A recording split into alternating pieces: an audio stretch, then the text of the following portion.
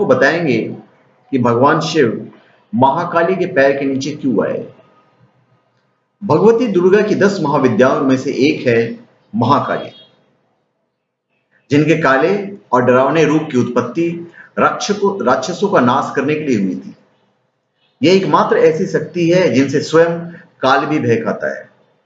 उनका क्रोध इतना विकराल रूप से होता है कि संपूर्ण संसार की शक्तियां मिलकर भी उनके गुस्से पर काबू नहीं पा सकती। उनके इस क्रोध को रोकने के लिए स्वयं उनके पति भगवान शंकर को उनके चरणों में आकर लेटना पड़ गया था। इस संबंध में शास्त्रों में एक कथा वर्णित है जो मैं आपको बता देता हूं शॉर्ट में। दैत्य रक्तबीज ने कठोर तप के बल पर वर पाया था कि अगर उसके खून की एक भी बूंद धरती पर गिरेगी तो उससे अनेक दैत्य पैदा हो जाएंगे। उसने अपनी शक्तियों का प्रयोग निर्दोष लोगों पर करना शुरू कर दिया। धीरे धीरे उसने अपना आतंक तीनों लोगों पर मचा दिया। देवताओं ने उसे युद्ध के लिए ललकारा।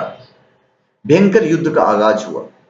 देवता अपनी पूरी शक्ति लगाकर रक्तबीज का नाश करने को तत्पर थे, मगर जैसे ही उसके शरीर की एक भी बूंद खून धरती पर गिरती, उस एक बूंद से अनेक रक्तबीज पैदा हो जाते। सभी देवता मिलकर महाकाली की शरण में आए। महाकाली असल में सुंदरी रूप भगवती दुर्गा का काला और डरावना रूप है, जिनकी उत्पत्ति राक्षसों को मारने के लिए हुई थी।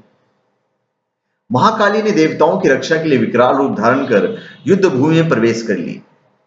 महाकाली की प्रतिमा देखें तो देखा जा सकता है कि वो विकराल मां है, जिनके एक हाथ में खप्पर है, लहू टपकता है तो गले में खोपड़ियों की माला है, मगर मां की आंखें और हृदय से अपने भक्तों के लिए प्रेम की गंगा बहती है। महाकाली ने राक्षसों का वध करना आरंभ किया, लेकिन रक्त बीज के खून की एक भी बूंद धरती पर गिरती तो उससे अनेक दानवों का जन्म हो जाता, जिससे युद्ध भूमि में दैत्यों की संख्या बढ़ने लगी। तब मां ने अपनी जिह्वा का विस्तार किया, जीभ का।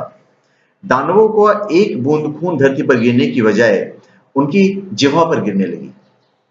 वह लाशों का ढेर लगाती गई और उनके खून पीने लगी।